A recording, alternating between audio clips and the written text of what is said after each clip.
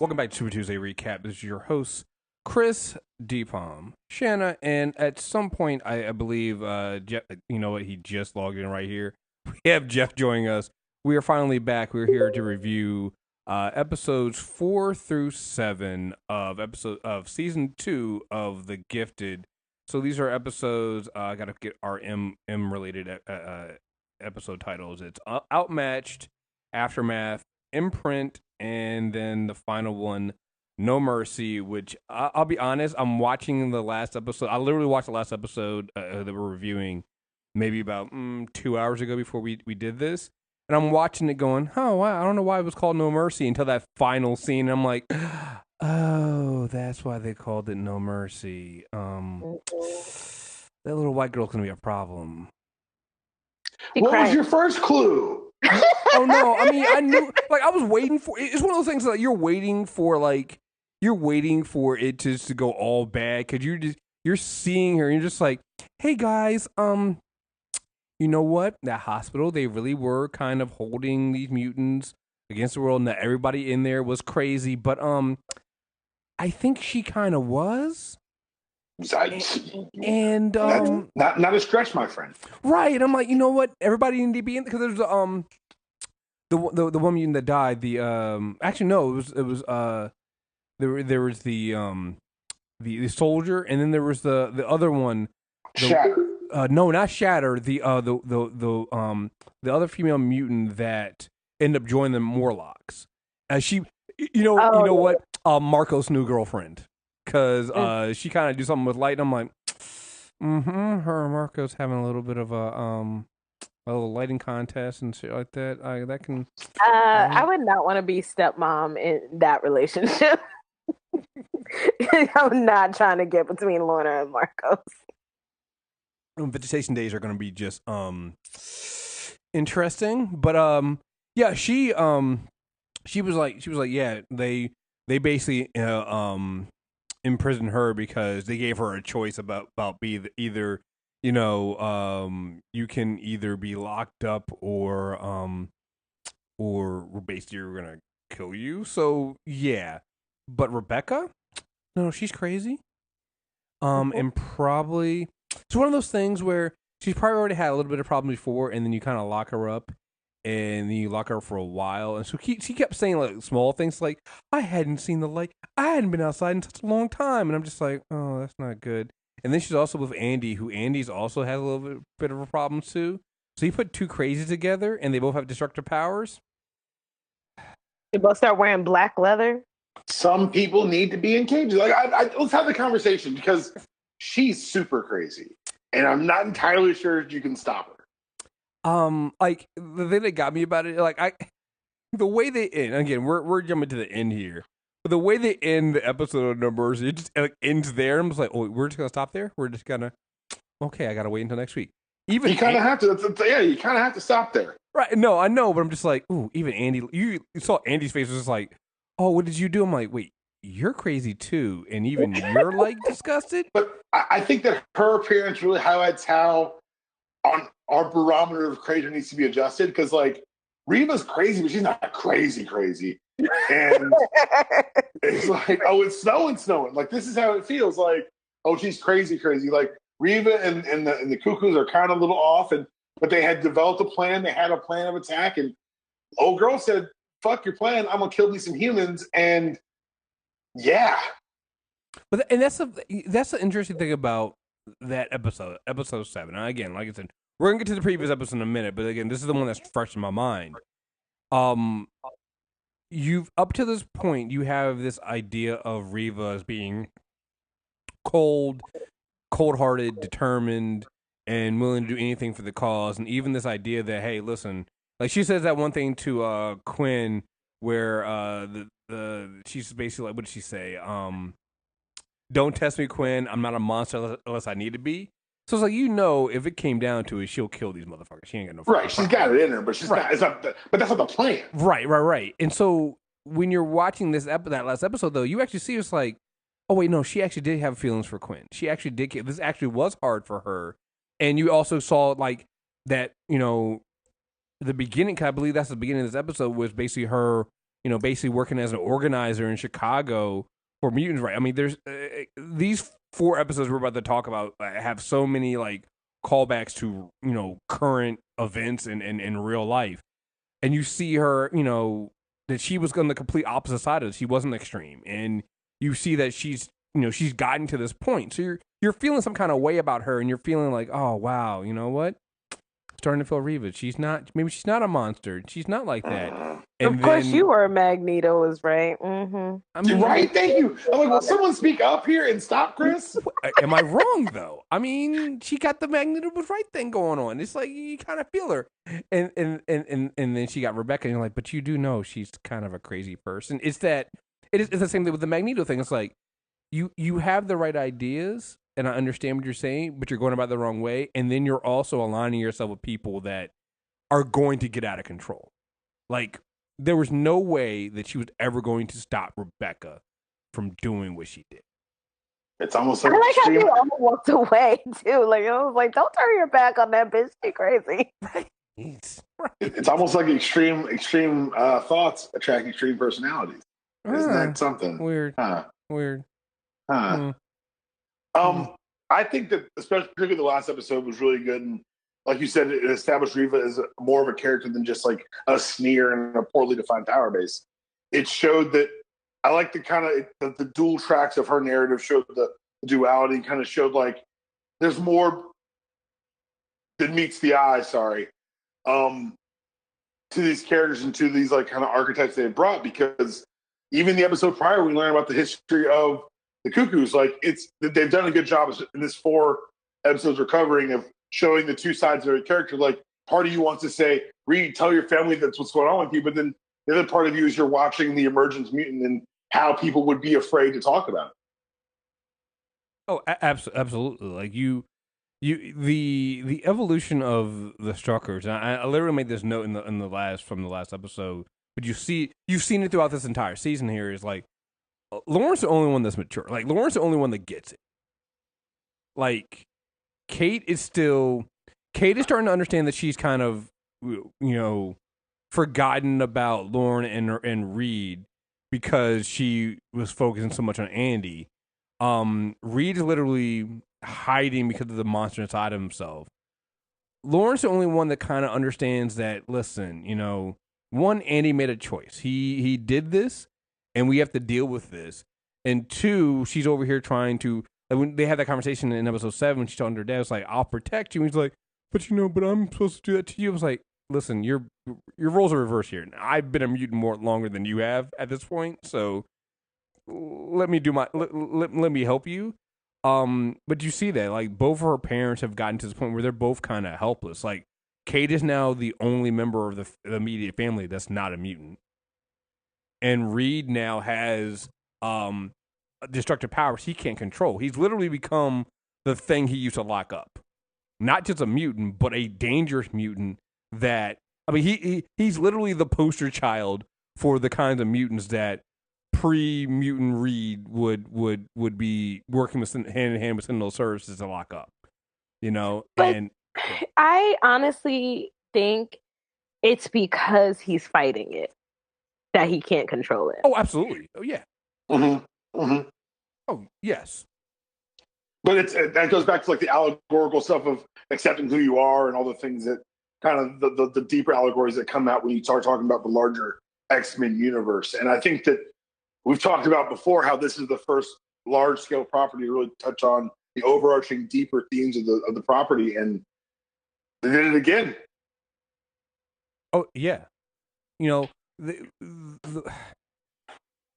I keep saying that this is, and I think everybody who watches the show says that this is the best live-action type of X-Men property we've ever had. And it's a simple thing. Like it was either this season, or maybe it was last season when we were reviewing this and talking about this. The idea that your mutant powers, because it's the same thing with Andy, and Lauren, tell you the truth, that your mutant powers are tied to your emotion. And so going to what you were saying, Shanna, like, yes, the fact that Reed is so emotional and he's fighting it so much is probably another reason why his powers are such an issue. Mm-hmm. I mean, yes, it makes absolute sense that that's what's going on. And I love the fact that they did that. I love the fact that they throw that out there, you know? So, all right, so let's go all the way back to episode 4 as we kind of jumped ahead here. Episode 4, because, you know, for 3 episodes, you've been, you know, we kind of talking about Kate and giving up on not giving up on Andy. Episode 4 kind of shows you why, right? The idea that, you know, that they've done a really good job of flashbacks this season. And I don't know if we really pointed that out enough in season 1, but they do good flashbacks in almost every episode this season to kind of show you a little bit more about what's actually going on, what's happening. And here you kind of open up with Kate showing us that, you know, and she says it to Reed later on. She's like, she's been fighting for Andy since before he was born. You know, well, the way they use the flashbacks here, I think it's really important because they don't lean on them as a crush, but they use it like a comic book does. Like when you get like the fuzzy panels of thinking back, like this is basically adding context and generating depth. Where sometimes some shows use flashbacks to explain plot points, they use it to explain character motivation. Mm-hmm. Absolutely. Sandy, you were gonna say something? No, I just thought it was both lovely and frustrating because you're watching her fight for him and you're also like, but when do you stop? Mm-hmm. And also, but when do you notice that you have a daughter who also needs you to fight? But I'll say this, I have enough friends who've gone through hard times where like, this is what happens though. Like if one kid is struggling, the parents will pour their shit into that kid and the other kid gets kind of abandoned. Mm-hmm. And so for me, like, just because I've seen it before, like I kind of understand that reaction. That I see where, because Kate's terrified because Lauren is here. At least she can see Lauren. She has no idea where her son is. Mm-hmm. And I think that they did a good job of communicating kind of her mania, like the fact that she was willing to torture this guy to get information, just literally to get eyes on her son. And I know people will say, "Oh, you know, she's overstepping." I have 2 dogs. If someone took my dog from me and was like, "We're just keeping your dog away from you for 2 weeks," I'm like, "I'm going to kill you. Give my dog back." You can turn to John Wick. Yeah, I'm John Wick. John Wick spent 2 hours killing niggas over a dog. I'm going to give Kate a pass. Yeah, no. I like I said, and I think this is the thing that makes this show so good is that it gives you the dueling thoughts, right? That both are right. Like I get why Kate is doing the things she does. I get why she's so far over the edge. But like you said, Shannon, it's like, yo, at some point, because and the thing about it is, it's not even that they don't leave it to just the audience to say this. And I think that's the other thing that makes the show good is you do have characters in the show saying the same thing the audience is saying. It's like you have Lauren going, yeah, but like seriously, when are you gonna let go? Like when at some point you got to realize that Andy's not coming back. You know, you get this repeating thing, but telling Kate, it's like, listen, I saw Andy. Marcus was like, listen, I didn't tell you this, but like Reeva kicked my ass, and Andy kind of looked over there like, yeah, buddy, and then dragged my body out. So like, you need to understand that he's not he's gone. Like, and it's not until he hurts Lauren that Kate finally gets it. But again, like, she's a mother, you get why that would happen. You get why it would take her seeing with her own eyes or it finally happening to her or somebody she loves. Because to be honest, it happened to Marcos. He's just like, yeah, but he don't really know you like that. It's not going to be like if he sees us. And even in a way, even Lauren was kind of like, she's like, listen, I can get through to him. When I see him and he sees me, we'll be able to work it. It'll be fine. But like, you find out that no, that's not it.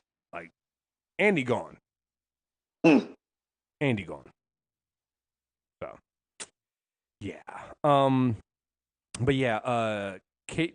You gotta give Kate, some credit. Torturing a drug addict. I mean, not bad. I mean, because full white woman. She went full white woman. She went full mom. Stop. Well, look. Here's the Mom was Jack Bauer. Yeah. Yo, let someone take my dogs. And like, torture this guy, get him back. Like, well, buddy, who I don't know. Guess what's he about to get tortured? Here's the thing. Again, small things I appreciate with the show. I appreciate that it was a white mutant drug addict, not a black one. So that's a low bar to appreciate. Hey, but look though, it's serious. But think about it. But I mean, we say it's a low bar, but think about all the shows, right? Other shows wouldn't have realized the how the optics of that would look like having this white woman, offering drugs. Like you do know somebody would have brought it up, right? So the idea of them knowing that, oh yeah, we're not doing that. We're not going that far. So and again, going back to the theme of them always having somebody on the show speaking out against, things that the audience are thinking. You had several people going, "Hey, Kate, you wildin'. You need to." Like even Reeve was like, "Hey, babe, listen, love you. I love Andy. What you doing right now? You need to call back." And again, I think that idea of having that in-show voice, checking other characters, I think that's I really, really enjoy that. It grounds it. It makes it feel, because if someone was acting out that, you would have to in real life call them out. And I'm glad you're right. I'm glad that's something they added that some shows don't, that I'm glad they did. Mm-hmm. Absolutely. So, let's see. So let's. So what do you guys want to do next? Do you guys want to talk a little bit about Jace going full Purifiers, or do you want to go into what's going on with the rest of the Mutant Underground? Let's talk about Jace's turncoat ass. Jace disappoints me so. Are you still here to defend him, ma'am? I'm not saying he's right. I'm saying I understand how he's gotten to this point. Wow. It's still a wrong point to be at. And when the dude that you're following looks like he shoots black men on the weekend, I feel like you need to reassess your life choices. Like, he has a police brutality mustache. I'm going to let you finish. Chris, I'm going to need to get her size. Magneto's right shirt shipped out to her immediately. Because clearly she's on that villain agenda. I don't, but I just don't. I want to believe that Jace can come back. Listen, believe like pattern with you. This is not therapy. With you. This is intervention for shit. Jace. This is a pattern. Like, no better, do better. No you. better, do better. This man has been bred in a system of oppression, and he really thinks he's like the First Order. He's like, this isn't the Empire, but this is like, it's like when the Nazis were on GQ. Like, nah, but we're fly now. We're cute. Like, no, it's still rooted in some type of supremacy. Human supremacy? Is that what it is? I think we seriously need to get on some Believe Black Women, just not Shannon on this one, because his own wife Paula was basically like, she's not even answering his text no more, Shannon. So it's like, come on, man. Like, yeah, put asterisks on that shirt. He calls her and she's like, talk to my attorney. But at the end, he tried to have a moment where he was like, there's just, he tried, there's some things I wouldn't do. He went back on it. He has moments. I'm telling you. Not even a full episode. Like he'll like.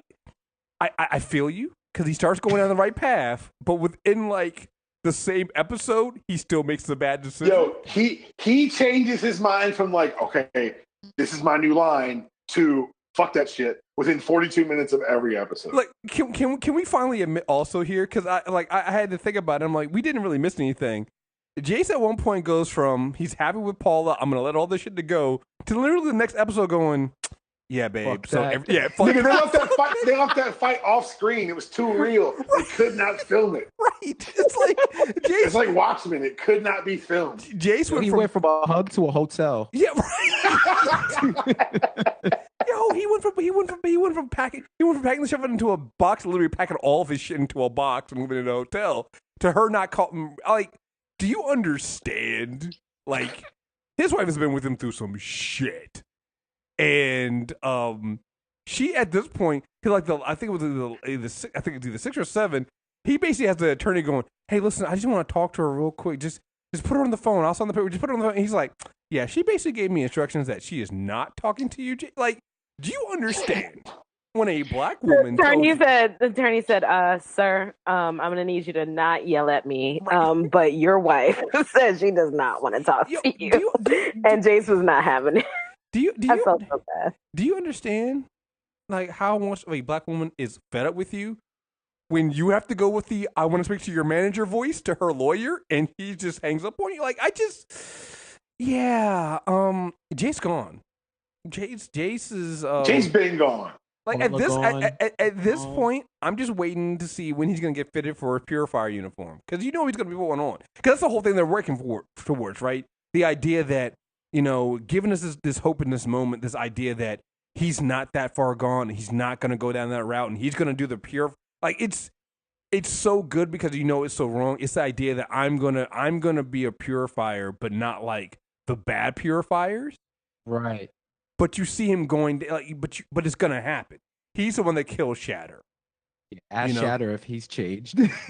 No, Shatter. But you can even see in his face, like when he's trying to mold this into what he thinks Sentinel services should have been. Mm-hmm. But even he has moments where he says, "This is too far." Like, this is what I imagine sensible people in political parties see when somebody says the wrong thing, and you're like, "Dog, I'm black." Like, you can't really say that type of stuff.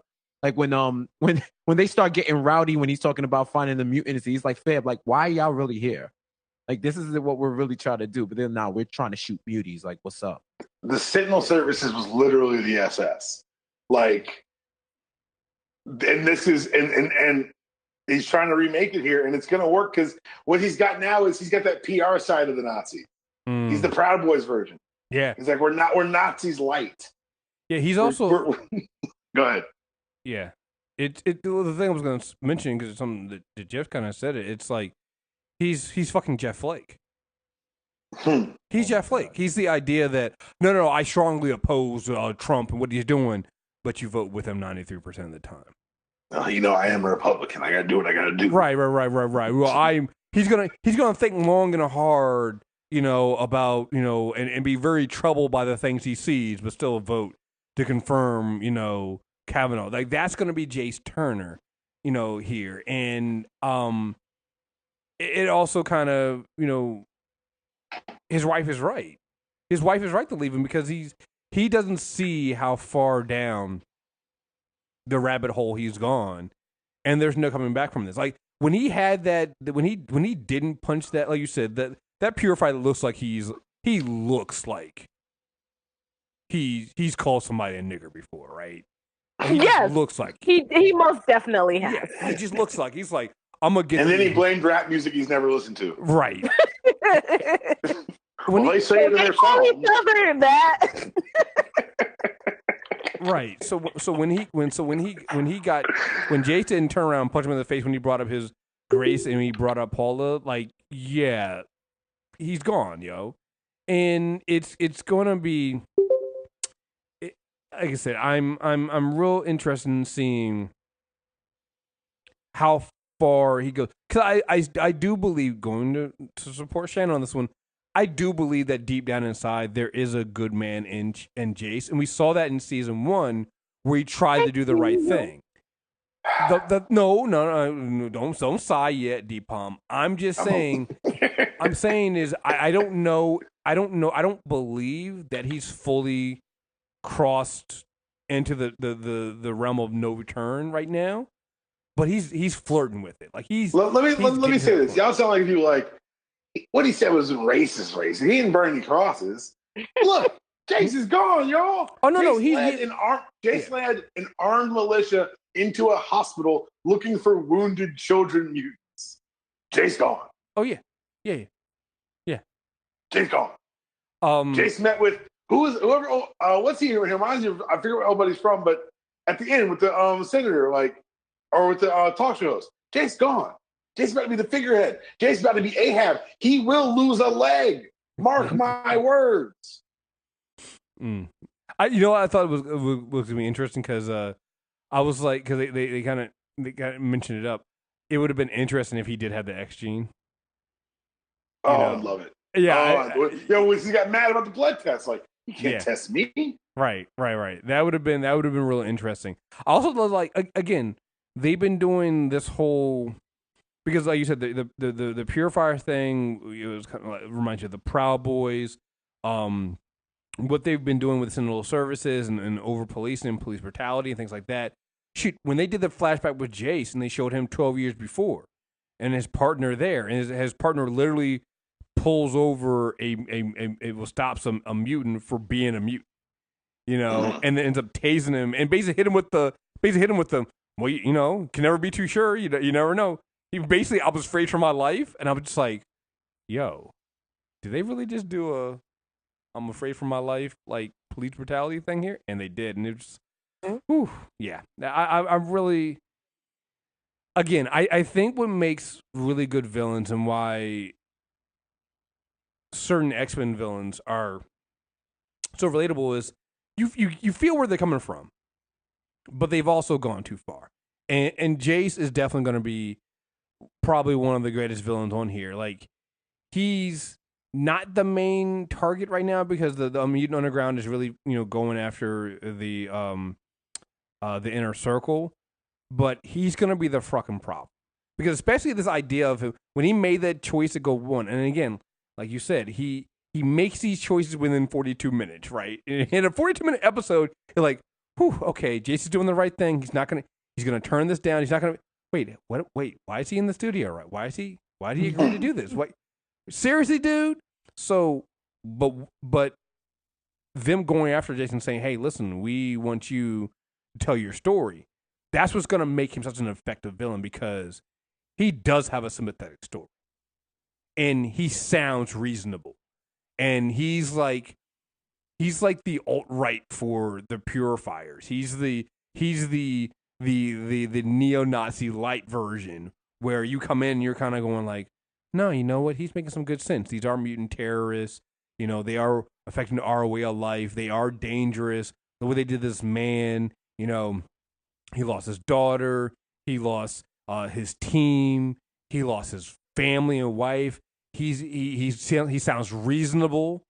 Like, that's what's gonna make Jace so bad. Like you said, the reason why they target him is like, oh yeah, not every Purifier wears a cross. Never Purifier wears a uniform. And that's what's gonna make him effective and so dangerous. And yeah, fuck him. Yep. It's just like the racists rebranding themselves as the alt-right, and look at me, I wear a suit and all that other stuff. Mm-hmm. Dress a racist up, still a racist. The dapper Purifier. Mm-hmm. I'm just saying, the idea, like, going back to the text message he was having with Paula in that episode 4, he was basically like, I'm just going to do this until the job is done. I literally have my notes. I'm like, Jace, the job will never be done, though. Right.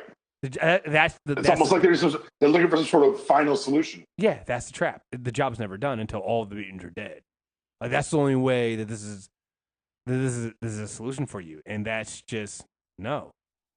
One thing I appreciate. My bad, Chris. One thing I appreciate about X-Men and then the Gifted. I look at Jace and I just say, yo, you're black, fam. Like, how do you not see that this is a problem? But it just reminds you that when you unite with somebody over hating somebody else for whatever reason, that can supersede whatever logic you have based off of historical perspective, cultural perspective, living your life every single day. Like, I see this dude that looks like in the crowd that looks like one of these black dudes that wear the Confederate flag proudly, like it's couture and shit. And I'm like, yo, when the mutants are gone, who do you think is going next? Mm-hmm. We have been talking about this on the Supergirl podcast, because basically the same thing is happening, where everybody's this whole aliens, America First alien rights group. And literally every time they want to illustrate how bad it is, the person is a person of color. We're like, do none of these motherfuckers understand how racism works? But like it's wild because it's just writ large. How people say like, oh, they're so shocked by the white woman numbers in voting. No, their proximity to power thinks it will protect them. And so what it is it's less. I know we're all thinking like be empathic, but like it's not empathy they're courting. It's fear. It's if we don't unite, they're going to destroy us. Right.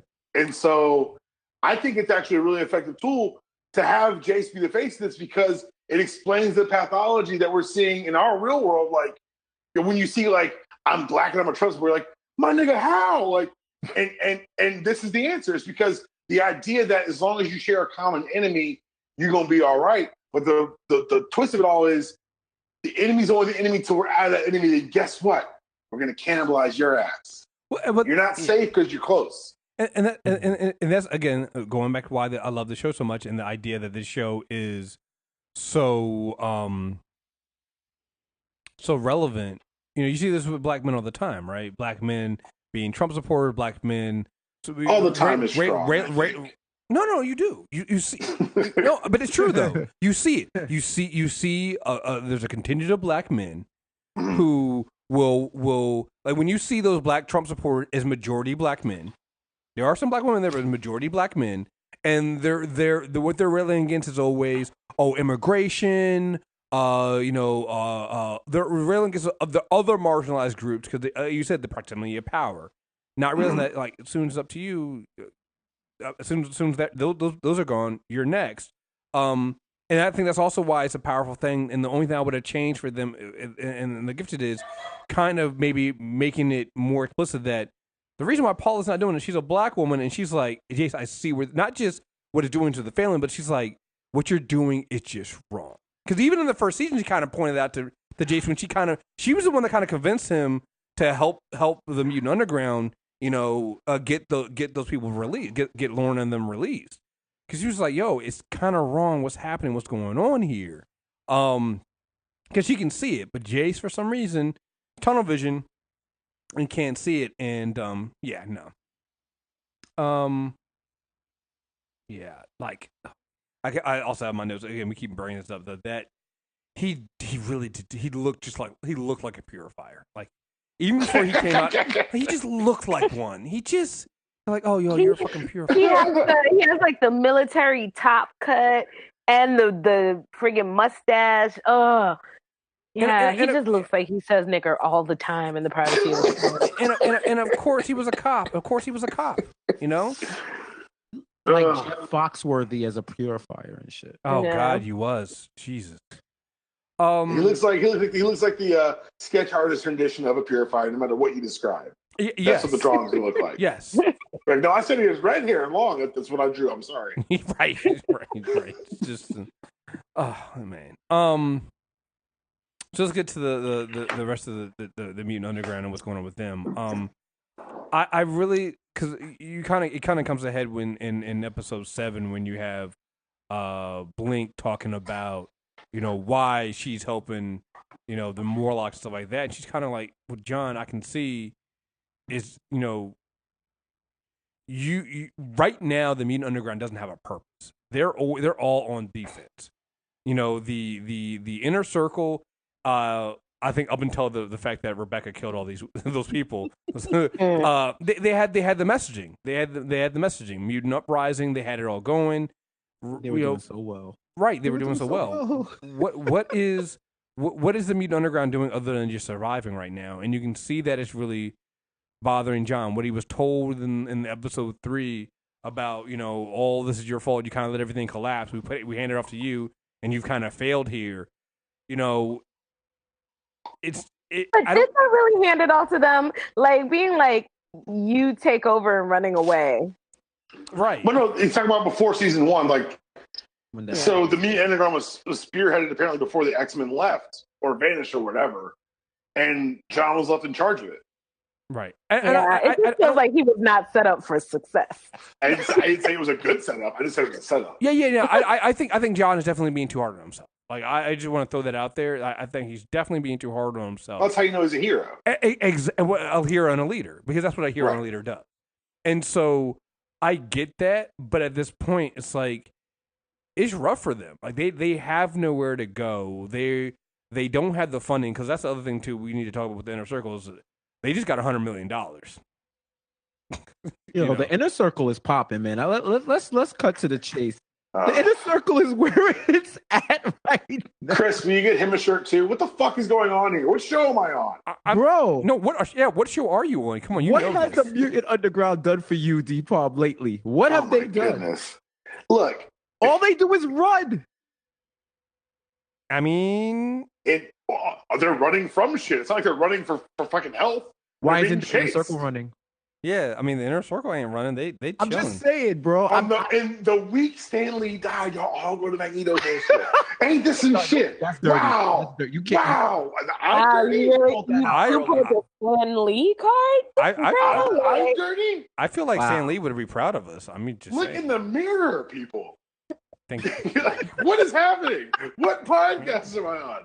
I'm just saying. It's your network. I'm just saying. As Andy said, they got every video game you could want to play. I'm just saying. Nick, I hate you. I mean, they got. You want food? You got food. They got food. You got video games. They got video games. Like they have chefs. They got. You guys sound like an exploitative NCAA football program. We got chefs, we got DJs, a barber in the locker room. You have a meal plan. Why are you complaining? I'm just saying, why we always gotta struggle to do the right thing? Right. You're right. You don't always have to struggle to do the right thing. In this situation, the right thing is not what the Inner Circle's doing. I mean, okay, wait. Agree on that? Well, up to the. If they didn't kill those people, I'd be right with you. But technically, they did a rogue member. Yeah. You know what I'm saying? He's not wrong. He's not wrong. Look, and we just marched. That guy drove his car into the crowd. A rogue member. What is happening? No. Because again, but the difference is he's not there if that plan isn't executed. That's true. True.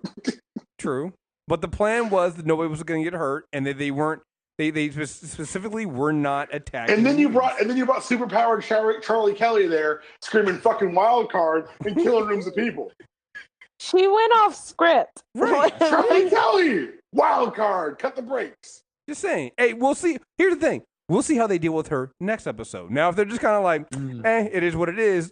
We got a point. But if Chris, it's like, when she's demonstrated she can kill all of you, what are you going to do? You kill her in her fucking sleep. Put her in timeout?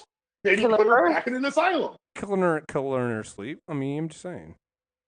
But I will say, I'm sorry, we were told to be talking about the Mutant Underground, but I will get to talk about this with the Inner Circle. I do believe that that's going to be an interesting thing, because I don't think Reeva's going to be happy with that, because, again, what Rebecca did was kill the messaging. Up to this point, the Inner Circle has the messaging going on. I think what's going to happen, because this is something I've been noticing, is the way that Lorna has been dealing with Rebecca is, I think Lorna sees herself in Rebecca. And if Reeva's whole thing is, we got to put, because here's the thing, Reeva's not above putting somebody in the Inner Circle down. Right? We can all agree with that. Fact. So I don't Lorna almost got put down like 3 times. She doesn't even know. And now she already put down the Inner Circle once. She did it this season. Right. And now that she's gotten what she needed from Creed Financial, does she need Rebecca? Or has Rebecca proved herself to be a super liability, and therefore she can be put down? And then will that be the final straw that gets, Lorna to really bump heads with Reeva? So that's where I'm going to be interested in seeing in that respect, because, like you said, it's like I do not believe now at this point that Reeva's going to be okay with what Rebecca just did. Because I don't like I said, it's gonna. I'm really interested in seeing that. And you know what? Last thing on the Inner Circle thing, because we didn't talk about this, is we're also seeing the breakout of Esme from the rest of the girls. Yes, like that's very very. We clear. talked about last season too. Yeah. We talked about how she has lived amongst the people, and she understands humanity. Well, even beyond that, we in episode, I guess it's 6 or 5 or 6, the episode where we get more background on them, we see she's always been like that. So even beyond her just living out with the inner circle, she's the one that didn't when they were being used to get the information from that one man when they were little. She was the one that didn't want to do it, right? She's always been the one to kind of question what they do and how they do it. And you're now seeing that she. And another thing is now is we now also have a physical marking of how to differentiate her from the other girls. Well, the physical marking is the beginning of her being severed from the hive mind. Like that's the first time she's like the fact they're like we have to wear sleeves all the goddamn time now because Esme got burned. Like that's first of all, it's very funny. But that they have to think about these like their wardrobe conventions. Like it's all planned. But I think it's interesting because there are a lot of parallels between the inner circle and civil services because the image of what they're doing is so important. Mm-hmm. And I think that Esme is kind of the inverted Jace. Like Jace is slowly getting more indoctrinated. He's slowly like, what is this bullshit we're doing? And like, cause like she nonchalantly violated the mind of a baby. Yes. Mm-hmm. And I think that having Lorna call her out on that in episode, I believe it was 6. Yeah. That was a really good kind of, because otherwise it's been outside forces that have kind of woken up Esme. This time she was kind of horrified by her own actions. So horrified that in episode 7, she doesn't do it, even when Lorna's not there. Right. She could have easily acquired. She's also scared of Lorna. Oh, she should. She should. She's also very shook. Talking about crazy people, Lorna's fucking crazy. So, I mean, we talk about Andy not doing anything. Lorna didn't do shit either, but when Marcus was dragged out of there. So, yeah, Lorna's fucking nuts too. But am I bugging, or did they just casually slip in that Frost Sisters thing? I don't know. Yeah, they threw in the other 2 Frost Sisters. They showed all of them. All 5 of them. Yeah, well, right, like they just calling them Frost Sisters though. Like I was like, wait. Well, they mentioned they're clones. They said they were clones. They're clones. So I know, but I mean, before that, they were. I think Lorna had referred to them as the Frost Sisters, and I was like, when did they get introduced as that? I don't know if they said it casually last season and I missed it, but I'm like, oh, we're calling them the Frost Sisters now. Mm-hmm. You know what I mean? Like I couldn't remember when they introduced that name for them. That's the thing about the show. The show it casually does things like that all the time. You're right. I don't know when they actually called them the Frost Sisters at some point. But because when I heard it, I was like, oh, we're saying that now. Yeah. Okay. Yeah. When she dropped it, they were clones. I was like, oh, I know where they're going with that. And then when they showed the other 2 were locked up as, I thought it was. At first, I was like, okay, maybe they're not clones because he had threatened them with the, I can hurt. Think about your own family. Like, own family? Well, they have families. Oh, okay. Well, something different. Okay, whatever. And then they showed the other 2, and I was like, oh, that family, they are clones. And she actually dropped the fact that they were clones as well. I'm like, oh, the deep cut. That's a deep cut, right? Yeah, we're going there. We're doing that. And so, yeah, I really like how they're doing. They're doing this, like you said, it's just she's the reverse Chase. You're seeing the slow indoctrination to her, actually having a soul and actually caring because she wants to do the right thing, and especially with Lorna asking her to watch over the child and her not being there in the moment with her sisters to take down Creed Financial. It's like that again. That's the start of her being separated because even there in that episode. She wore something different than the other 2 were wearing, because she wasn't going with them, so she didn't. Normally, that's not how they do. You always see them dressed the same. So here, she was dressed something different. They were dressed because they were going on the mission, and like you said, you had that visual separation between of them, and so yeah, really enjoy how they're doing that, and when the inner circle collapses, it's going to be a collapse. I wonder too. So you have Lorna finally questioning stuff, which I was like, girl, maybe these are questions you should have asked before you walked off with homegirl. You have Lorna questioning stuff, and then I wonder about the tech girl whose name I'm never gonna remember. Yeah, because she's been very separated from everything that's going on. Like she's just behind the computer, but she was affected last season by a lot of the stuff that happens. Like, I think Rebecca going off script and killing everybody might also be a turning point for her. Mm-hmm. Oh, absolutely. You know, people there are people that really believe in what Reeva's doing because I think one of the interesting things that's kind of helped is when we first started this with Inner Circle and Reeva, we kind of were like, oh, don't trust her, she's making this shit up. You know, with the idea of them putting this idea of this future for Lorna and Dawn in Lorna's mind, you're like, oh, they're just using her, they want this. I really do believe, especially after episode 7, that Reeva really does believe in some kind of future, and she really is trying to get some kind of. She's on that Magneto shit. She really is on that Magneto shit. The thing is she gonna recognize when her actions and what she's done is getting too has gone too far, and if she doesn't, who is going to be on the other side? You know, you see Esme there. You see, you know, obviously Lauren's going to be there because of Dawn. The then question then becomes, who else? Who else goes? You know, is Andy too far gone? Is he? You know, now that he's gotten to first base with Rebecca, is he gone too, or is he going to see what Rebecca did as going too far? Because remember, Andy's kind of given into. I don't know. I'll be interested to hear what you guys think. I don't know where Andy's going to fall into what Rebecca just did. I don't know either because Andy right now has platinum hair and is wearing black leather. And he knocked the shit out of his sister and was just like, well, don't get in my way next time. Well, and that was before the first person who wasn't a doctor or his mother touched his explosion button. And yeah, it's going to be a problem. Yeah, your dick is not your friend. Especially when you're, I guess, 15? Yeah. That's big hormone energy right That's there. huge hormone energy. Yeah. That man's going to forgive everything Rebecca did. Yeah. You know, he's like, they're extenuating circumstances. Got to hear both sides. He's going to turn into the biggest apologist. A mulligan? He's going to sound like y'all. Motherfucker, I just thought about that. As the only person left in the mansion, only person left on Grey Malcolm Lane, I will say all of you heathens and evil mutants, stay out my house. Hey, I don't believe in pipe dreams. I believe in cornflakes. Hey, listen. Wow. Hey, listen, man. That was great. That was great. Listen, man. Go ahead, stay in your little mansion. With your little how's a little mansion? How's an oxymoron, Chris? Stay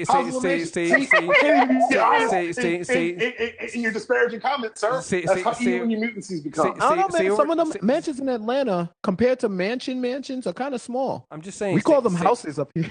Stay in your little mansion. No, you guys call them two bedroom apartments that are more expensive than my mortgage. Let's not do this, sir. Let's not do this. Stay in your little mansion with your slave AI you're controlling your danger room with. Which, by the way, the Inner Circle has their own danger room. Wow. The Inner Circle has their own danger room, which, by the way... I mean, D-Palm, you know, listen, KD did it too. This is the Hydra has the best weapons argument. This is what this is. And I'm not going to fall for it. I'm just saying... You're all terrible. I'm just saying, does the Mutant Underground have a danger room? Wow. Yeah, they totally broke out the danger room. I was so excited. Nigga, how did we have, 12 X movies that were all terrible and no danger rooms? And then this? Like, not even like, oh, they're training in a warehouse. No. They got holograms and shit on Fox, on primetime. Meanwhile, they had to throw Wolverine off fucking camera in X3, have him ride a Sentinel head back in that you never see from a wide shot. Fuck this show. I mean, I love this show, but fuck those movies. I don't know, man. This whole thing is... and not for nothing, those were Star Trek level holograms. Like, they were getting thrown around. You heard the impact. I was like, okay. That was about that. I was waiting for somebody to ask for the arch to appear. Yeah, I was like, the Inner Circle has a danger room. They're not playing fair, yo. Which, by the way, though, wouldn't that be interesting, though? If... because right now the Mutant Underground doesn't have anywhere to go. True. What if they end up having to go and stay to the mansion? I mean, again, it allows you to have a location that is recognizable. It shouldn't cost a lot of money to It doesn't like you're not like you're adding in a bunch of CG or something like that. They could do that because they're literally bouncing around trying to find a place. So I don't know, man. That could be an interesting thing to do. I think it's something that could come up soon is because what the Brotherhood has done is turn the heat up on all mutants everywhere. If you want to hold true to some X shit, eventually they got to save the Underground. Like, look, we know, and it's because like at a certain point, if they truly stand for what they stand for, they've got to step in and help the people they've endangered. Well, right. And I think that her killing those people could be the impetus for them saying, we may not get along, but we're not going to let you get killed in these streets. Right. And that's the thing that I think, going back to why it's easy to say that the inner circle is so wrong here, is they are doing these things. They're starting using these videos and these confessions to rile up mutants in the street. But like you said, they're not in the streets actually protecting these people. Like when there was a crackdown, it was the Mutant Underground struggling to try to take all these new people in and deal with them. When the Inner Circle released all those mutants from that hospital, it was the Mutant Underground that had to stop what they were doing because they were going after. Like, I like how Kate tried to yell at them. It's like, you had them right there. What were you going to do? It was like, yeah, we had your incredibly strong son and Lorna, who's stronger than all of us. We were going to take them down. Like, John and his tomahawks and Blink. What the fuck do you think they were going to do? They were going to shoot poison darts at Andy and knock him out or something. She's so ridiculous. Yeah, what was the fucking? I'm not gonna lie. This is one of those. What was the plan? I really want to know what the plan was. Also, at that moment, she still thought that Andy was like reluctantly there. Exactly. But so when the Inner Circle does that, they release when Lorna releases those patients. It's like the Mutant Underground had to deal with that. They had to take these people in because they knew if they didn't, they were either going to hurt themselves or hurt others or be hurt by Sentinel servers or anybody that's coming in. So they had to stop what they were doing and go there. And what you're seeing here is the Inner Circle is getting all the good publicity up until the Rebecca thing. But even then, I'm still wondering how that's going to play. Across the board. You kill hostages. It's really hard to spin that. Yeah, but no, you're right. You're right. The first half of the season has been PR gains for the Brotherhood, and like you three people turning on what we know is right and becoming kind of Brotherhood apologists all on one podcast, which was weird. But anyway, pushing on. But it's been unmitigated for the large part wins for the Brotherhood. They hadn't taken L, and killing a room full of unarmed hostages is a great way to take that big ass L. Oh no, it's going to be L, but I don't think it's going to hurt as much as it should, because again, some people are going to have it's going to split the room. Like, you're still going to have people going, oh wait a minute, they're going to go way too far, and you're also going to get people start asking that question of, okay, they're saying the good thing, but they're not actually out in the streets actually helping these people. But you're going to get some people that are like Rebecca, who basically going, but all those people were complicit. And I'm not saying they're right. I'm not saying they're right. I'm not saying they're right. I don't think you're going to get that. I don't think they're going to get that. I think this is going to be the PR disaster, because that was Reeva's entire point, was like, we get out here, we keep them alive, and that way we spread our message, we've crippled them, and we've shown that we've got mercy. By removing that, you remove any excuse for them to say we got a soft pill mutant treatment. They killed unarmed citizens. Oh yeah. It's gonna feed into Purifier again. It's going to cause problems. It's gonna feed into the Purifiers, and you're gonna get some mutants to kind of think twice about it. But I also think that, unfortunately, I think they're gonna get some more mutant extremists who go in like, I agree with what they did there. You're gonna get that. I think you're gonna split the room a little bit. But again, it comes down to the idea that the Mutant Underground is the one that are actually they're dealing with the consequences. They're trying to save people. When they showed up at that other the first time when they showed up at I can't remember what location it was, Baltimore. Showed up in Baltimore to help Shatter in them, and they realized it was a trap. But even then, it's like, they're out here trying to do that stuff. That's the Inner Circle has the funds, and they're not. What didn't lead me to the other thing is, what is the Inner Circle going to do with the funds? Because this can't be what Reeva's big plan is, right? Get rich. She's a scammer. Reeva the scammer. Reeva go advance for all the money. She definitely scammed Homeboy. Not after we saw Homegirl with box braids. She has a mightier cause. The box braids told us. Oh, Poetic Justice Reeva? Yes. You're stupid. I hate you. Yo, tell me you didn't think that. I hate both of you. I hate both of you. That might be my favorite Reeva, by the way. You're about to. Oh no! I was like, Hood Reeva. This is straight up Chicago Reeva. Yes, I'm here for it. You're about to hate four of us because I'm about to make that the title of the show. Three of Poetic us. Poetic Justice Reeva might be the name of this episode. But I'm trying to figure out what is her plan, because again, they got all that money, and again, I don't think that Reeva doesn't put all of her cards on the table, So what is it that she's really planning? There's got to be something bigger, a larger cause here, because again, this idea of them pushing this mutant uprising thing. All right, cool, but you're not really putting any meat behind it. So what are you actually doing? Like, what is the actual plan here? Because even she said, when she told Quinn, she was like, I don't even know your real name. When Quinn said, I don't even know your real name, she's like, oh, you will. The world will know my name. Now, obviously, they're gonna know because Rebecca killed all those people now.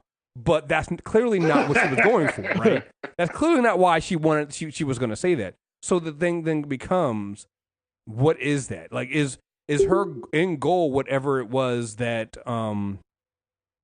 that future that the Frost sisters put into Lorna's mind, is that what Reeva's really going for? And then the question then becomes, well, how do you get that? How do you get that? Because she clearly didn't want to kill these people. Rebecca did, but that's what you get when you bring crazy people to a fight.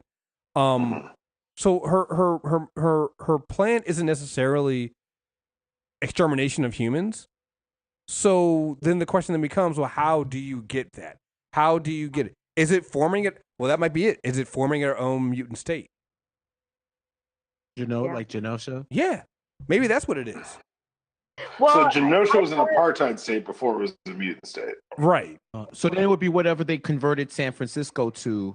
The Nation X. Nation X. Nation X, yeah. Nation Yo, X, what if they do create... Oh, shit. What if they really do create a Nation X? Well, I was thinking, too, that it was interesting when the guy confessed all the stuff that they've done. Like, they've also been, like, taking away money from mutant businesses and all that kind of stuff. Like, what if it turns out that Reeva's just, about that economic reform? I'm out. I'm out. You always go too far. We almost had him. No, you didn't. No, you didn't. First of all, no, you didn't. Second of all, oh my God. If we even had a chance, it's going to shit. Yo, Robin Hood Reeva? Yeah, okay. From Poetic Justice Reeva to Robin Hood Reeva? That is a good question, though. Now that you bring it up, where is this money going, Reeva? What are we doing with Where this is the scam con money, Reeva? Where is the scam con money? How many months has it been? Has it been like 6 or 7 months? I'm not ready to talk about it. I'm still mad. Universal Fair. 5. It is not even my money. Yo, just yeah. But no, it's an interesting thing to see here, and it's not too far off, because again, that flashback at the end in 7 kind of shows you where Reeva's mindset came from. She was fighting in Chicago, dealing with the same thing. She was dealing with the effects of companies like Cree Financial pushing mutants out. I mean, honestly, again, this is where I love the episode that came out this week, because it really, and with the passing of Stan Lee, it really kind of embodies what he did with the X-Men, and the idea of them it being this lived-in world that looks so familiar to what we've seen. What Reeva was dealing with in that community is literally dealing with the gentrification we see of Black and brown neighborhoods. In this episode, they did the same thing using mutants, but again, the room is filled with Black and brown people, and you're seeing what they're dealing with here. And I have to believe that that's what's kind of informing. With Reeva having her friend being killed in front of her, trying to protect her center, her community center in her neighborhood. I have a feeling that it's got it tied back to something like that with Reeva here. So whatever she's doing with the money, as much as we were joking about, using that money as some kind of financial angle, I have a feeling it's got to be something along that lines because that's what they were dealing with at first. Creed Financial and what they were doing, like you said, is literally doing the predatory lending and preying on, poor black communities, like with Wells Fargo and all those other Goldman Sachs and all those other companies were doing. That's basically what Creed Financial was doing, And even that conversation with Quinn, when Quinn was like, "Well, I didn't do any of that stuff," and Reeva was like, "You work for a company that makes money off of my people. They exploit and hurt my people. You are just as culpable as they are. You don't get to sit there on the side." And again, I love that. Just like we were saying with Jace being a black man, I love the fact that there's a black woman saying this to a black man. It's like, you don't get to sit here on the sideline and claim that you have your hands aren't dirty when you are helping them. Like, his whole thing was, I don't really think about that. I mean, they're just a client. That's all I think about. It's like, no, that's not. That doesn't work. Right. That doesn't work. And then she also hit him with that. He was like, was any of it real? And she hit him with that Okoye. She was like, for Wakanda, I would fuck you up too. She does not care. And I look, say what you want. I know Reeva's not a good guy, but I love her. No. It's like she's Magneto on the show. She's Magneto on the show. It's like they have made her sympathetic. Like this last episode where you find out what she is sympathetic. She's going about it the wrong way. Absolutely. But you can be sympathetic and wrong. Yes, yes. Yep. Yes, and that's what they've done. Which is what you need to do with your villains, right? The best villains are the ones that are sympathetic and wrong, unless they're just crazy. Or the ones that are heroes in their own mind. Right. Unless they're Loki, and when Loki's just fucking, doesn't he just he thinks he's the hero? Okay, I guess. But see, I look at Loki and Joker the same way. They're just agents of chaos. Yeah. And so to me, yeah, I guess in Loki a little bit in his mind, I think he's a hero, but Loki usually has a plan. True, but Joker's just like, I'm going to kill as many people as possible. True, but I think you can be an agent of chaos and have a plan or not have a plan. And that's true. No, you're right. But when it comes to the other sympathetic villains, like, they're sympathetic because, like, I get where you came from. Like, I get why you're mad. I get this feeling because it triggers something inside of you going, oh, that's real. I feel that, right? But she's wrong as fuck. Like, you can't do that. Like, you can't break somebody like Rebecca out of her prison, not give her any kind of mental help, not give her any kind of, really support. The only support you give her is another crazy, kid who just hit puberty and doesn't understand why his bed's wet when he wakes up in the morning. It's like, that's not how you deal with these things, and you're not giving them the support she needs. And then when it goes wrong, going, oh shit, how did we get here? Well, because you're not thinking about this. You're letting your anger and your rage, push you. The idea that she actually had feelings for Quinn and still went forward with the what she did, knowing that it could get him in trouble and could get him, not just get him in trouble, but could get him like killed. She went forward with it. It's like, yeah, she's 100% wrong here, but very, very, very sympathetic in what she's doing. And so, yeah. Let's see. Going back to kind of skipped over. Going back to the Mutant Underground and what's going on with them. I really like the idea of. I love what's the name of the guy who's leading the Morlocks? The not Erg? Yeah, the not Bishop. Calling him not Bishop. Erg. Rook.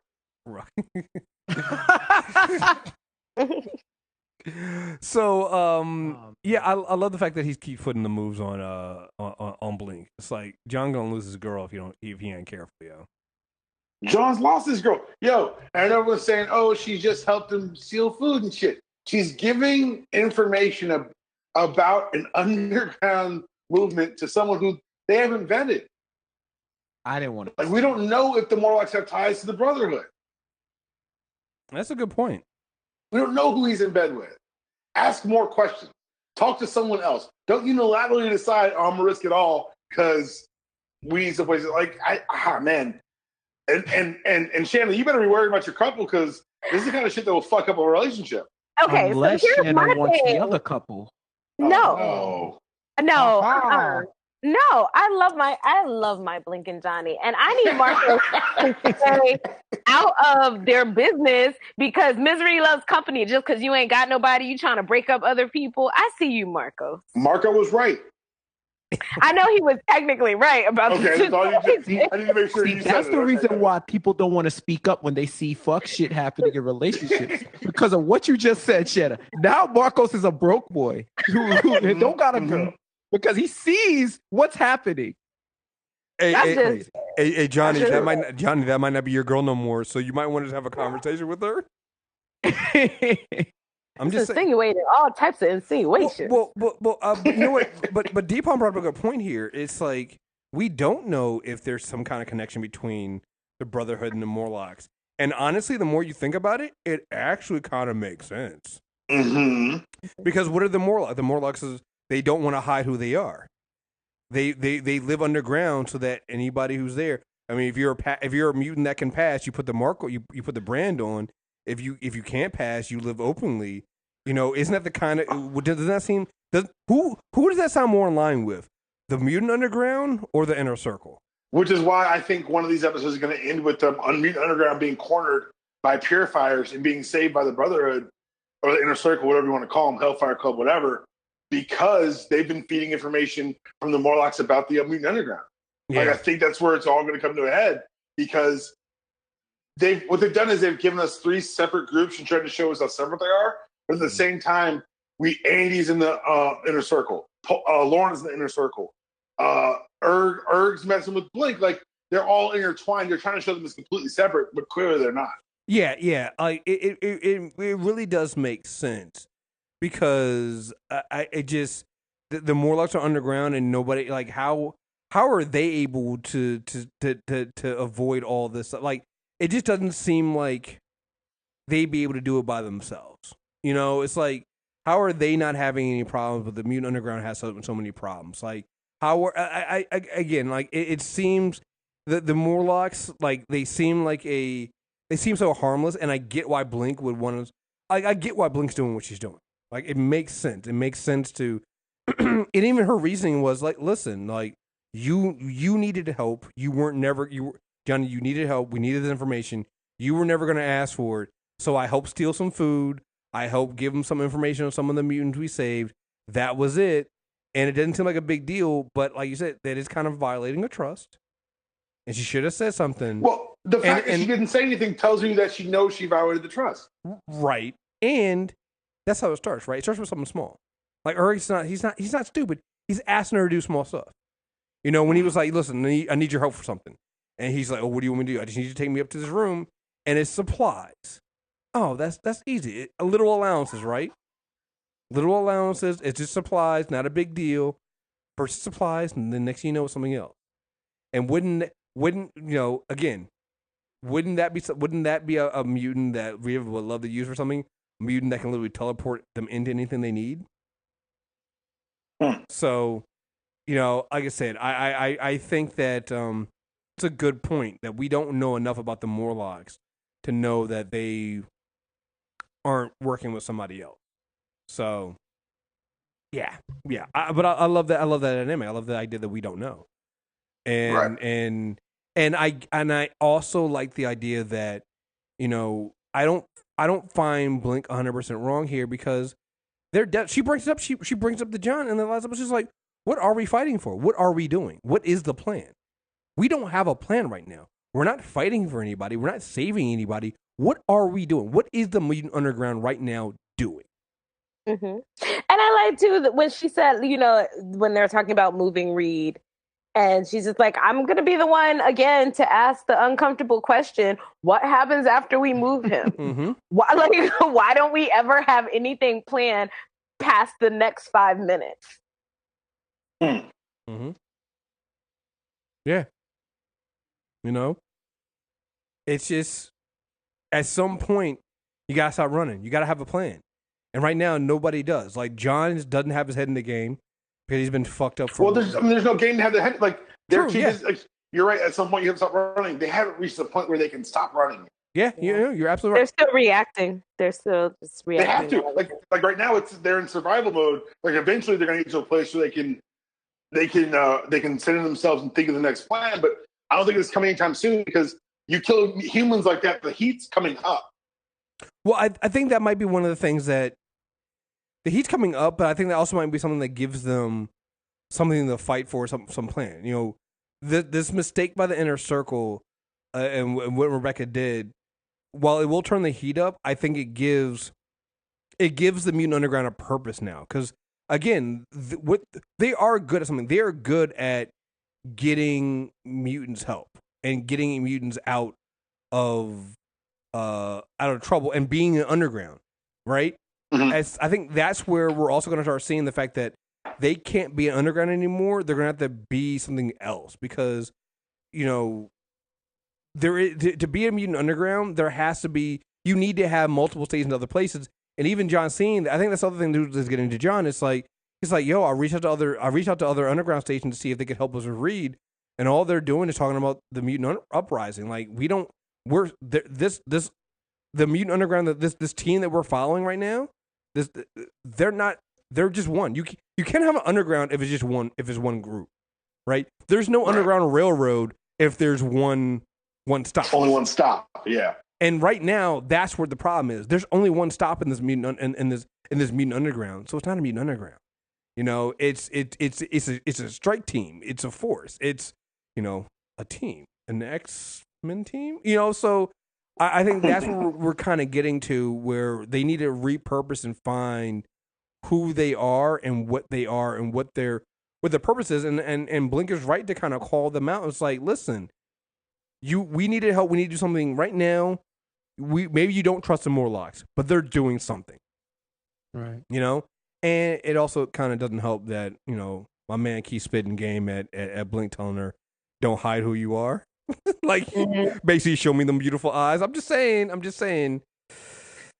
No, we're not going there. He's got game though. You can't tell me. I mean, what has Johnny done for her lately?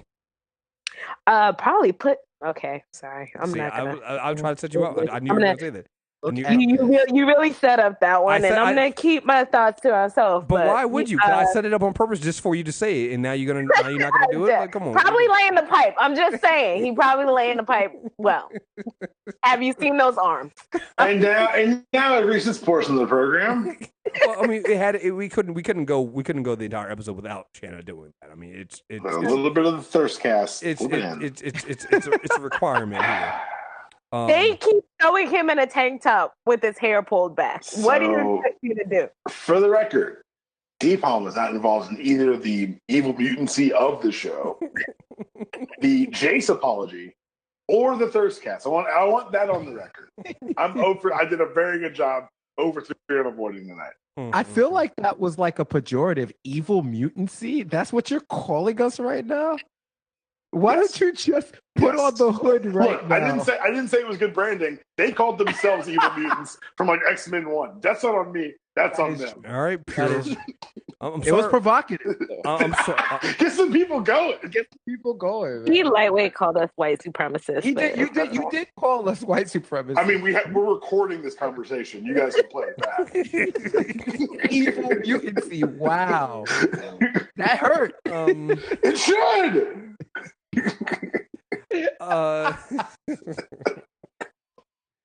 All right, what are you guys looking forward to the rest of this season? Because like we got, I think with this season 13 or 16, I can't remember, but what are you guys looking forward to next few episodes?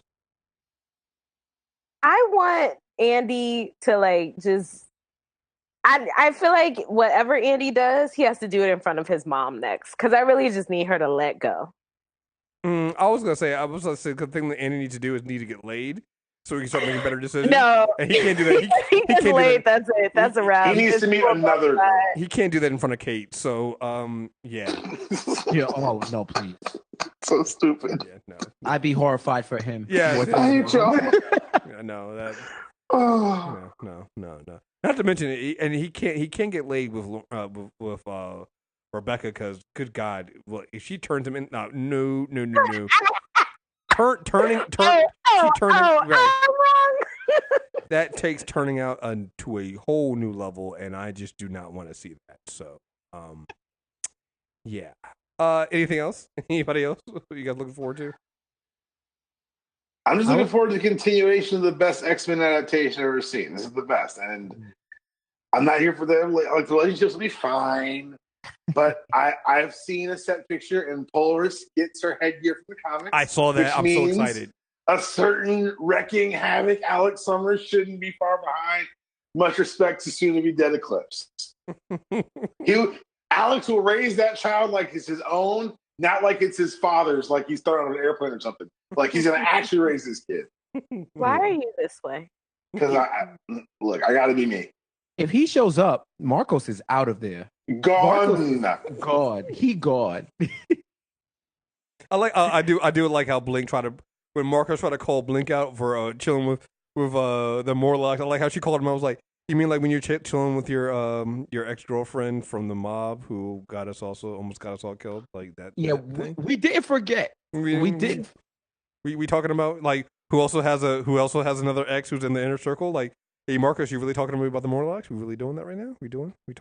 That's a good point. That's what you gotta tell Blink. Like, yo, you can't be bringing up that old stuff. Like that was last season. Like, what does that have? You mean old shit? Like 2 weeks ago when you went to go see your ex over in? We partying now. It's forever ago. We doing it? We just old shit is 2 weeks ago. Like yeah. Marcus had to kind of fall back on some. Oh, we doing this now? We gotta we just.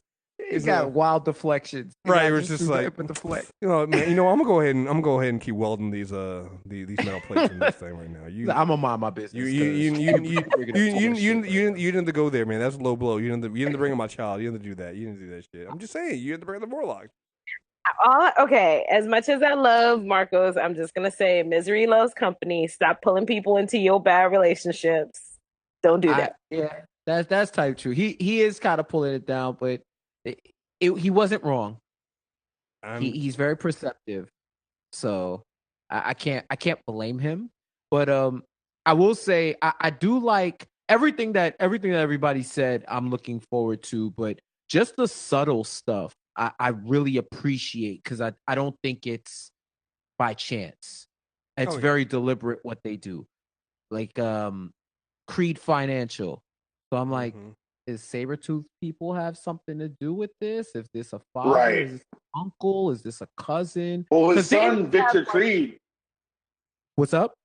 His son, Creed, was a big anti-mutant politician in the books. Well, that's what I was going to say. Didn't like his human side of the family was anti-mutant or something like that? That's his son. It's his and Mystique's son. Yeah. Right. Grows up to be a huge anti-mutant crusader. That's actually what I thought. I thought of Grandin. So me too. So so like that little stuff and just getting more because they introduced the history without it being so like demonstrative, like it just is. So if you read the comics and you really know, it's like holy shit. But then when you find out, if you just watch the show and you don't really have that background, it's still the holy shit effect. Like, oh shit, they're clones. And everybody's like, oh shit, they're really doing this. Like when they showed the 5, I was like, oh, they're doing that. Yo, they brought the other 2 sisters that we lost in the struggle. Wow. It's so funny because before they show them, when they show them as little girls, I was like, oh, this is cool and everything. But man, I do kind of wish there was 5 of them though. Because, technically there were 5. Mm-hmm. And so when they showed the other 2, I was like, son of a bitch, they reading my mind now, yo. Like, what are they doing here? The producers and the writers and everybody, they're all fans. They're all fans. And they all know their shit. Like, it's evident. It has to be evident. And that's the thing that gets me. It's like, if you're going to do this stuff, get people that are fans. Like, Matt Nix is definitely, like, he's a huge fan of this shit. He knows, and he knows his shit. And when you do that, you can get things like this. Like, Deep and I still got to do our little talk on the Spider-Man PS4 game. It's like, you can tell when people who made things based off comic books are fans because they can take things and then make adaptations that tell their own story, but still feel like that. Like this is a show that doesn't have costumes, doesn't have any of the real, doesn't have the main X-Men because it technically does have X-Men in it. It doesn't have any of that stuff, but it feels like X-Men. Just the weight of the show, the like the back and forth we have about, you know, if somebody's really that bad or not that bad. Like, these are the things that you had discussions with when you talk about X-Men and talk about X-Men characters in books. You're like, well, I mean, is Magneto really that bad of a person? I mean, come on. Like, even like the silly thing about the shipping and who's with who and things like that. Like, all these things matter and come from the books. And the fact that we're having these discussions about this show shows you that, like, the people that are putting together know their shit and they're doing it on purpose so to make people have these conversations. And yeah, it's fucking wonderful. It's so refreshing. Like, watch this fucking show so it doesn't get canceled, because god damn it, I'm gonna lose my shit if it gets canceled. Watch the fucking show, folks. Fucking do we know if these shows are part of the merger? That's the 20th Century Fox, or is it 21st? Because I know 21st is the studio. I think they all. But I thought the TV rights go with it too, right? I think everything goes. They get all the creative. So the issue was the sports channels. I think the channels themselves. Oh yeah, the RSNs. All the production and creative they got. Yeah, I think. So this would fall under Legion. Would go to Disney. Yeah. Then. Right. But they'll probably still run it on Fox just because of the national deal or whatever. Because they wouldn't move it to. They may move it to ABC, but they may just leave it on Fox. It's fine where it's at. If I was Fox, I would want it to stay. Yeah, me too. I think this is great. Yeah, I mean, I don't think I have anything to add other than what you guys already said. Like, I love this show so much. Like, I binge, I save it up and binge the episode at a time. But I go right through them, like, because it's just fucking fantastic, and I love it, and it gives me everything that I get when I read an X-Men comic. Last thing before we got out of here, we kind of talked about it before I think we started recording, but it bears repeating now. Agent of S.H.I.E.L.D. is already renewed for season 7. Mm-hmm. I just saw that news today. Yeah, they just announced it. So we are so when Agent of S.H.I.E.L.D. comes back for season 6 this summer, we ain't got to worry about is it going to be canceled or not, because it already got season 7, which means I got to say that season 6 got to be fucking fantastic. So oh yeah, let's go. And they also mentioned that Clark Gregg wasn't listed for season 7, which may be misdirection, but you never know. Oh yeah, yeah. I'm not falling for any of that shit. Yeah, Just, you see it. You see it. yeah. You guys aren't getting me. Like, because here's the thing: when they do their last season, you better believe, because when you follow, like, I love following the cast on Instagram. When they, first of all, Chloe Bennett has her post Logan Paul glow going about her. She posted some images of her new costume for Quake's new look for season 6, and yeah, I can't wait. Let's go. 2, when they post, when you see the cast posting on Instagram, they're always bringing up, like, old cast members. Like, BJ Britt is always, like, Ming is always bringing him up. Like, they're always sharing old photos of them together on set and things like that. Like, all of the old cast. So I fully believe that when we get the last season, we're gonna see a lot of returning faces and returning characters on the show, and it's gonna be it's again, they have an end in mind, because again, like, at this point, season 7 seasons of Agent of S.H.I.E.L.D., I'm good with that. That's fine. I mean, I'll take more, but 7 is more than I thought we would get. So I'm down for that, and I can't wait to see what they do. And they hit 100 already, right? Yeah, they hit 100 last season. They're sick. Yeah, so they hit this season. So it's set. Yeah, so they're set. They're in the money, so I'm good with it. So I love this freaking show so much. Just every child I know, because I can't justify buying them all for myself. Every child I know is getting those Marvel. What's the girls' line? The dolls. Mm-hmm. I'm just gonna buy the whole line, and then I'm just gonna give them out to all the children I know, so then I don't feel bad about. She will not get them all away. Right. Yes, I will. Spoilers. Except for the America Chavez. I'm gonna see. Already except for. Can I also just say that I appreciate the fact that you finished that sentence, because the first thing you said was, like, for all these children, I can't buy them all myself, and I was like, ooh, you're buying children. What's going on here? So stupid. What are we doing here? Now that's part of the podcast I cannot be a part of. Oh yeah, that's what I check out. Right. It's too far villain agenda. You know what? We found the line, y'all. That's like an entire podcast. Human trafficking. Yeah, that's me as Reeva looking at Rebecca going, "What did you just do? No, Right. I noticed what we did. No, You bought them? You purchased humans? Let's get out of here before we get in trouble, please. Stop. All right, folks, we'll be back in a few more weeks for 3 more episodes of The Gifted. Thank you guys very much, and until next time, we're out of here. Peace.